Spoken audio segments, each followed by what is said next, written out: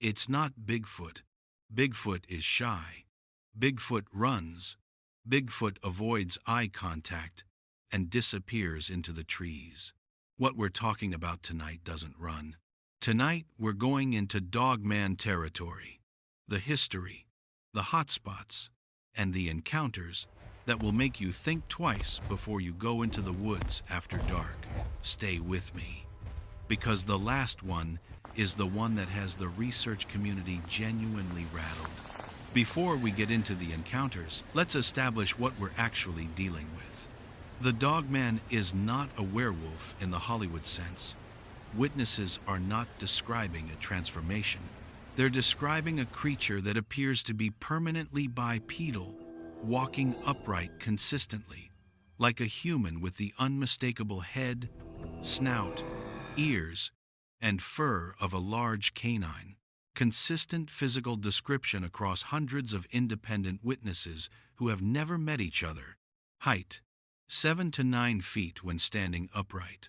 Muscular, heavily built upper body, long arms that hang below the knees when walking, similar to the arm proportion described in Bigfoot sightings. Fur ranging from dark brown to black to a reddish brown. Eyes that reflect light. Witnesses consistently describe an eye shine that no known animal produces at that size. A gait, described as smooth and fast, not lumbering, not awkward, purposeful. The defining behavioral characteristic, and this is what separates the Dogman from every other cryptid, is the eye contact. Nearly every witness, unprompted, describes the moment the creature turned and looked directly at them. Not a glance, not a startled reaction, a long, deliberate, intelligent stare. Several witnesses have described feeling not just fear, but a specific sensation of being assessed, of being evaluated, of being watched by something that understood exactly what it was looking at.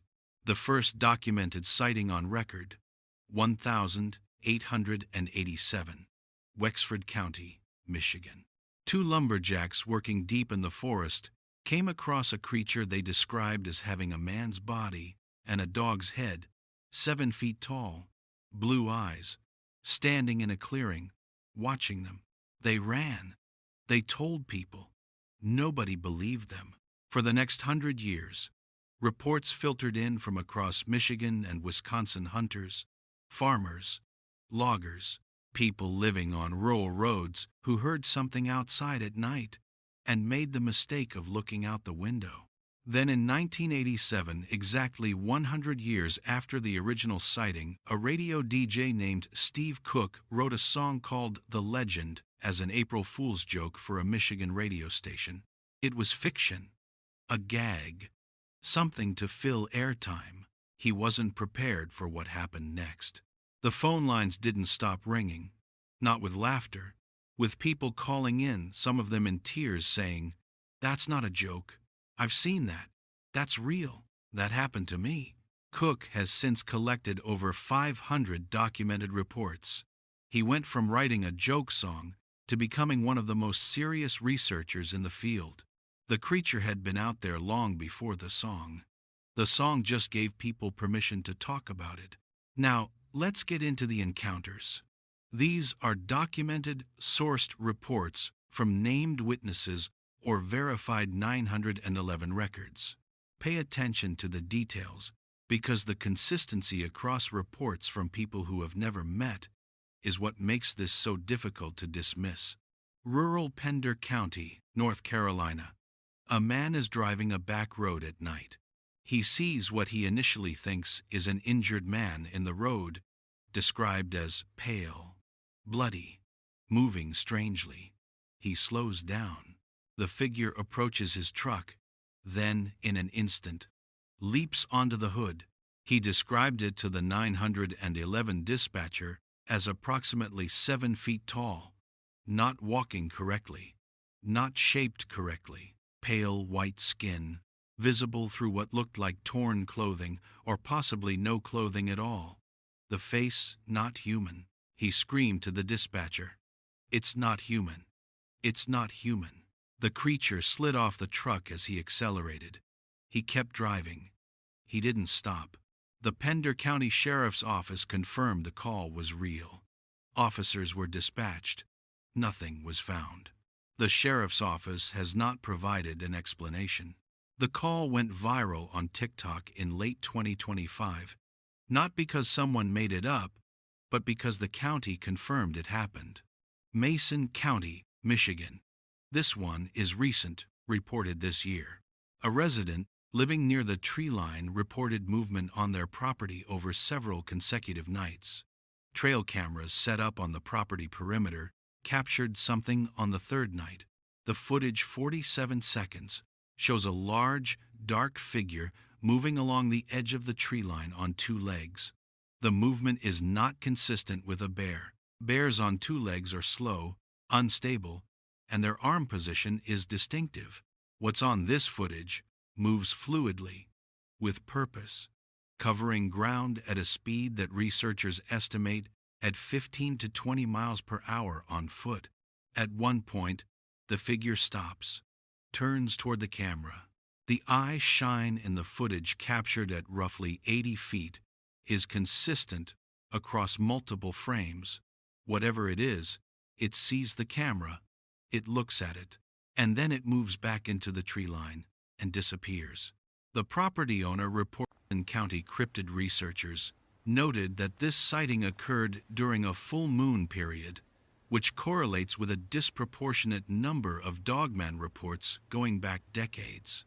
This one was reported through a cryptid research network in 2025 by a witness who agreed to share his account anonymously. He was hiking alone in the Monongahela National Forest in West Virginia, deep backcountry. No cell signal, no other hikers. He heard something moving parallel to him in the trees, not behind him, alongside him. Keeping pace, he stopped. It stopped. He walked faster. It walked faster.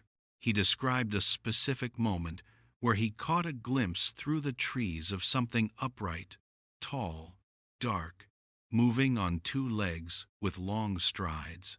He estimated the shoulder height alone at around 5 feet, putting the full standing height at 7 feet or more. He ran. The sound of movement in the trees ran with him, then suddenly cut off completely. He made it back to his car. He sat in the parking lot for 2 hours before he could drive. What stayed with him, and what he came back to repeatedly in his account, was not the size of the creature. It was the intelligence of its behavior. It wasn't chasing him. It was herding him, moving him in a specific direction, away from something or towards something. He said, whatever it was, it had a plan. This account comes from a documented report in the Dogman research community, a witness who agreed to go on record. He and a friend were riding ATVs on a trail in rural Michigan at dusk. The creature came from the side, not from behind, not from ahead, from the side, in a straight line, through heavy brush, at full speed. It hit the side of his ATV. He described the impact as equivalent to being sideswiped by a large vehicle. He was thrown. His friend, ahead on the trail, heard the impact and stopped. When they both looked back, the creature was standing in the trail approximately 30 feet away, standing upright, watching them. His friend, a lifelong hunter, experienced in the woods, said it was the only time in his life he felt genuine, visceral animal terror. Not adrenaline, not fight or flight, the specific kind of fear that bypasses rational thought and just takes over. They left the ATVs and ran. They came back the next day with other people. The brush where the creature had come through was flattened in a straight line. Whatever made that path came through at speed. The branches were not broken, they were bent downward, indicating something very large, moving very fast at roughly 7 to 8 feet in height. Here's what separates the Dogman from most cryptids. The geographic consistency is extraordinary. The highest concentration of documented reports comes from a corridor running through northwestern Michigan into Wisconsin, and down through the Appalachian region into West Virginia and North Carolina. This isn't random. This is a pattern. Linda Godfrey, a journalist and researcher who spent decades documenting cases before her death, noted that the behavioral consistency across completely independent witnesses was unlike anything she had encountered in Christiansert. Other cryptid research. The eye contact, the intelligence, the apparent lack of fear toward humans. These details appear in reports from people with zero connection to each other, across different decades, in different states. The 2025 documentary Dawn of the Dogman, available on Apple TV and Prime Video, features never-before-released interviews with Godfrey recorded before her death. She said plainly, she believed the creature was real, was biological, and was more widely distributed across North America than anyone in mainstream science was willing to acknowledge. The question nobody has answered: if this is a misidentification of a known animal, what animal? Bears on two legs don't sustain bipedal locomotion at speed. Wolves don't stand 7 feet tall. No known canine species in North America approaches this physical profile. So what is it? Reply: 135 years of documented sightings. 500, plus reports collected by a single researcher. A verified 911 call from 2025, where a man screamed at a dispatcher that something was on his truck and it wasn't human, and yet no body, no definitive footage, no specimen. The Dogman exists in the same frustrating space as every other serious cryptid. Too many credible witnesses to dismiss, not enough physical evidence to confirm. But here's what I keep coming back to. Every single witness, without exception, describes the moment it looked at them the same way. Not surprise, not aggression, not fear, recognition, like it already knew you were there. Drop a comment. Have you heard a Dogman encounter that should be on this list? And do you think this is a misidentified animal or something else entirely? I want to know. Subscribe. The Bigfoot documentary breakdown is up. The Artemis 2 video is up. The Sam Altman deep dive is up. New videos every week. Stay out of the woods after dark. Seriously.